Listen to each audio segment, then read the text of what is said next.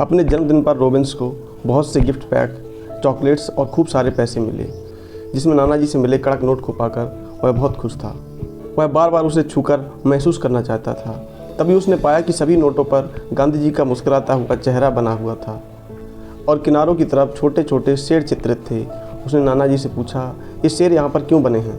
नाना जी ने बताया, बेटा, हम जिन शेरों के चित्र को रुपयों पैसों पर देखते हैं उनका एक लंबा इतिहास है। उन्होंने आगे बताया, मौर्य वंश के प्रतापी राजा सम्राट अशोक ने पत्थरों को कटवाकर उनसे शेर बनवाए, फिर उनको सारनाथ में एक स्तंभ के ऊपर स्थापित करवाया। उसी स्तंभ के ऊपरी हिस्से की फोटो इन नोटों पर छपी रहती है। इस तरह जिज्ञासु बालक रॉबिन्स को एक और रोचक तथ्य की जानकारी हुई। नमस्कार, जय भीम। मैं मंजीत सिंह रा एक बार फिर हाजिर हूँ एक और नॉलेजफुल वीडियो के साथ। कड़क नोट और खूब सारे चॉकलेट्स के साथ रॉबिन्स को उसके मतलब भर का ज्ञान मिल चुका था, लेकिन इतना ज्ञान आपके लिए काफ़ी नहीं है। इस वीडियो में हम सम्राट अशोक के जीवन पर प्रकाश डालते हुए उनसे जुड़ी तमाम महत्वपूर्ण घटनाओं पर चर्चा करेंगे। बने रहिए वीडियो के आखिर तक। इतिहास के महानतम राजाओं में से एक सम्राट अशोक के निर्देश पर सारनाथ में अशोक स्तंभ का निर्माण किया गया। साथ ही इसके जैसे तमाम स्तंभ और पत्थरों पर लेख लिखे गए।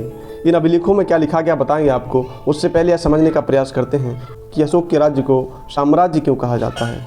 अशोक जिस साम्राज्य पर शासन करते थे उसकी स्थापना उनके दादा चंद्रगुप्त मौर्य ने आज से लगभग 2300 साल पहले की थी, जिसमें चाणक्य या कौटिल्य नाम के बुद्धिमान व्यक्ति ने चंद्रगुप्त मौर्य की सहायता की थी। इस प्रकार स्थापित राज्य को मौर्य शासन कहा गया। साम्राज्य में बहुत से नगर थे, जिसमें राजधानी पाटलिपुत्र तथा उज्जैन और तक्षशिला जैसे प्रमुख नगर भी थे। तक्षशिला से होकर उत्तर पश्चिम और मध्य एशिया के लिए आने जाने का मार्ग था। वहीं उज्जैन उत्तर से दक्षिण भारत जाने वाले रास्ते के मध्य में स्थित था। क्योंकि साम्राज्य राज्यों से बड़े होते हैं और उनकी रक्षा के लिए सेनाओं की आवश्यकता होती है, मौर्य साम्राज्य के भीतर कई छोटे छोटे राज्य या प्रांत थे, जिन पर तक्षशिला या उज्जैन जैसी प्रांतीय राजधानियों से प्रशासन किया जाता था। कुछ हद तक पाटलिपुत्र से भी इन राजधानियों पर नियंत्रण रखा जाता था और अक्सर राजकुमारों को वहाँ का राज्यपाल या गवर्नर बनाकर भेजा जाता था। यहाँ से जो भी संसाधन मिलते थे, जैसे उत्तर पश्चिम से कंबल, दक्षिण भारत से सोना और कीमती पत्थरों को इकट्ठा कर नजराने के रूप में सम्राट के पास भेजा जाता था। बात करते हैं अशोक की, तो धर्मराज का चक्रवात, मगधराज, प्रजापिता, भूपति, प्रियदर्शी, धर्मनायक, राजश्रेष्ठ आदि नामों से जाने जाने वाले महान सम्राट अशोक का जन्म 304 ईसा पूर्व आज के पटना और तब के पाटलिपुत्र में हुआ था। इनके पिता मौर्य वंश के शासक बिंदुसार एवं माता सुभद्रांगी थी। कारुबाकी, पद्मावती एवं तिस्रक्षिता समेत 3 अर्धांगिनियों का विवरण मिलता है। सम्राट अशोक विश्व प्रसिद्ध एवं शक्तिशाली भारतीय मौर्य राजवंश के राजा थे। अशोक महान बौद्ध धर्म के संरक्षक एवं उसके अनुयायी के रूप में भी जाने जाते हैं। इनका शासनकाल 269 ईसा पूर्व से 232 ईसा पूर्व तक रहा।